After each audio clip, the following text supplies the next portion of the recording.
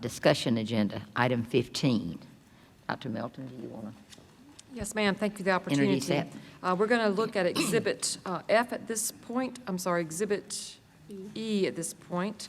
Dr. Turner's going to come forward, and the discussion this evening focuses on policy. Dr. Turner, I'm flipping. GBAAE and GBAA. Dr. Turner. The revision of policy GBAA, which is sexual discrimination and harassment, it complements the revisions that were already made to a different policy, which was GBAB, Title IX employees. You may recall that school districts had to have sexual harassment policies in place based on Title IX regulations issued by the U.S. Department of Education in May of 2020. District 5 complied with that law by issuing policy GBAB, which was the Title IX policy in August of 2020. However, the policy that you're looking at tonight, policy GBAA, also deals with sexual harassment. So there is a need to revise it so that it aligns with the previously implemented policy of GBAB. The revisions proposed to this policy, GBAA, sexual discrimination and harassment, would update the language to align with policy GBAB, Title IX employees. The revisions are also consistent with language of current laws that prohibit discrimination and harassment based on sex, gender, or inappropriate conduct of a sexual nature. So the administration recommends that the Board of Trustees approve the proposed revisions of Board Policy GBAA and add Board Exhibit GBAAE in order to proceed to the second reading and final approval. Are there any questions in discussion? So, I think this is pretty, yeah, Ms. okay, so Tuttle. it's on the discussion agenda, but it says discussion and first reading. So are you guys asking for a vote tonight? It's first reading. Our policy requires two readings of policy, of course. So this is the first one to bring it to you all. This, of course, is new information that you all have had on a night of heavy content with capital preparation, of course. So we are not necessarily looking for action this evening. It's for discussion. Dr. Turner, is there anything that you especially need this evening? Obviously, you need input. You need feedback from the board. But anything that you need this evening that would be of assistance to the administration? No, this is one of the policies. I think about Dr. Milton at the beginning when you said it's one of the ones of some of the work that I wanted to make sure I was providing context to the board to move forward with some of the revisions that we needed to catch up on. So I think I've provided information to make the board aware of what the suggested revisions are. And Dr. Turner, due to the content of some of the information here, it may be helpful if we had counsel here before any action of the board were requested to be taken. Do you agree with that, or do you think that counsel is not necessarily needed for this? It's whatever would make the board comfortable and confident. We certainly can have counsel present. Our counsel reviews the revisions to policy as the policies are suggested. Policies are released by the South Carolina School Board Association. So this is one that we've worked with legal counsel on, and I'm certainly willing to get legal counsel present if there are additional questions that would make the board comfortable with moving forward. And should there not be questions this evening because of the content here, the board members could send questions to me and we'll forward it to legal counsel to make sure that we have responses or either have legal counsel in attendance for the next time whenever there's action that may be needed for Absolutely. any activity. Yes, absolutely. I think that sounds good, Dr. Milton. I had one question, like the two forms at the back where it looks like recommended new board exhibit discussion. That's a form that everybody fills out, Dr. Turner?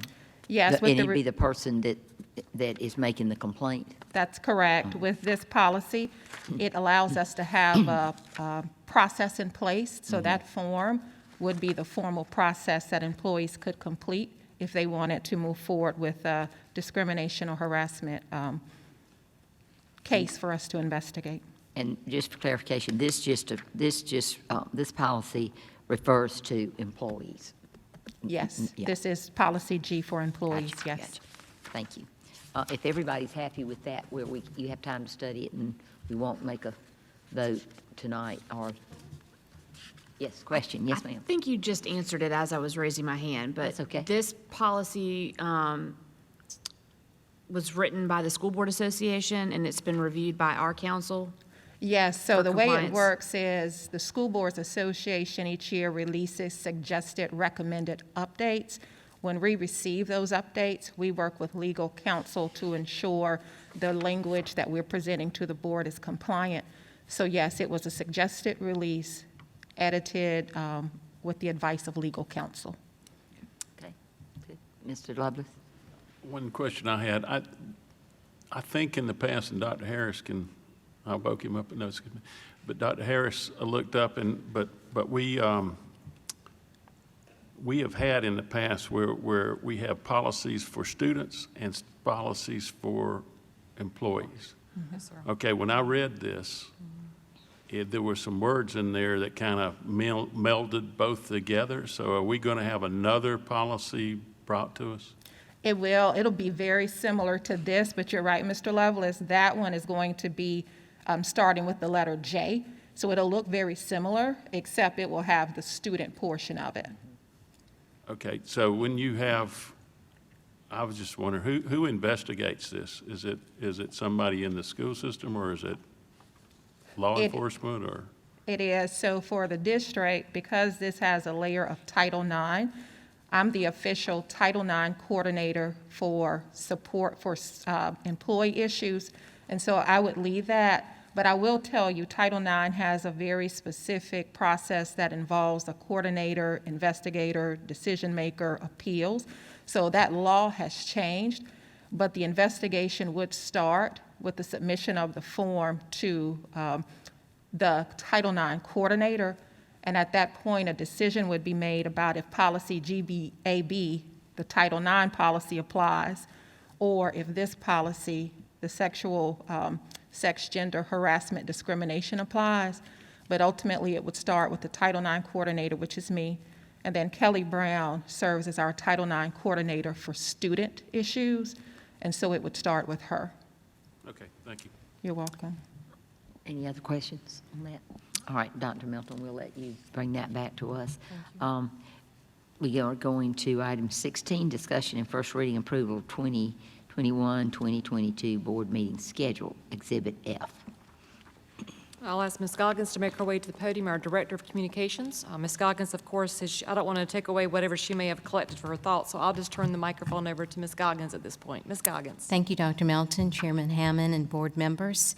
The administration is tonight recommending that the proposed 2021-2022 school board meeting schedule proceed to final approval. Board Policy BE states that the board will normally meet twice monthly, usually on the second and fourth Mondays, and the annual meeting schedule must be approved in advance by the board. Therefore, tonight's discussion is a part of this annual process and follows this policy. I'll mention some key features of the proposed school board meeting schedule. Those include 2 meetings a month except for July, November, December, and April. June and July meetings typically are held at the Center for Advanced Technical Studies or the district office due to some summer construction projects that we have going on at our schools.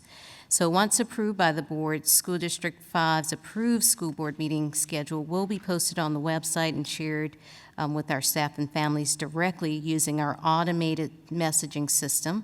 We'll also share that via a press release. With that, Dr. Melton, I'll turn it back over to you, and we'll answer any questions.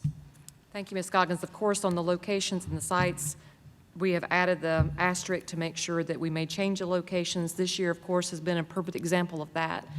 The schedule that we recommended to the board last year, we've needed to change the site, so we'll definitely make sure that's flexible to have the right space. We, of course, hope that this time next year COVID won't be an issue, but we definitely need to make sure that there's size and capacity. Ms. Hammond, any feedback from the board at this time as far as any discussion I appreciate the way Ms. Goggins and team have looked to make sure that we're moving around within the community and not focused on one site more so than another. So that was a piece of the data that went into this planning for the recommendations that you see here this evening. If there's any questions between now and next time, we can certainly receive that from the board, but if there's any feedback prepared for this evening, we're certainly open to that conversation. Thank you. I'm glad you mentioned, the one thing I hear is to share it around with different areas, you know, whether it's Chapin driving to Irmo or middle, you know, Dutch Fork's kind of in the middle, but we need to, I think it's good for the public to have them all around, and I see you've done that. I noticed these are all middle or high. Is that because we probably have more room in those cafeterias, and we certainly needed that with COVID? Because we didn't know what we could expect next year for physical space, it helps the staff to make sure that we know the size and how we could set up a space if we need to keep, as we see currently this evening. And of course, I compliment Ms. Garrison team with the new system that we have in place. We know that our current systems will work effectively in these sites, so we'll hope to get back into elementary and intermediate the year after. But this is our proposal to sites that we feel that we could be successful for the coming year. Good, because I did know technology is a key for Yes, your ma'am. staff wherever we have it. Any other feedback from anybody? Ms. Huddle?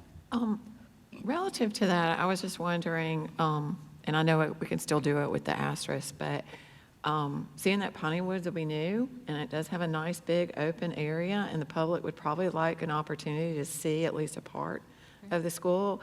I just ask that maybe we look at that as an exception, Yes, ma'am. show off our bright, shiny new object. Thank you, certainly. Great idea.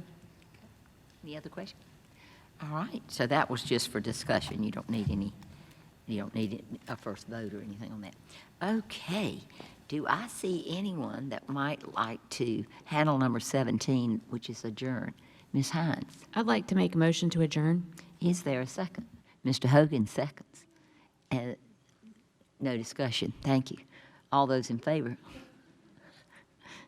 And no one is opposed. We do have the information agenda, revisions to board policy GBAAR, information only, and the next regular scheduled meeting will be March 22nd, 2021 at Irmo Middle School. So, adjourned.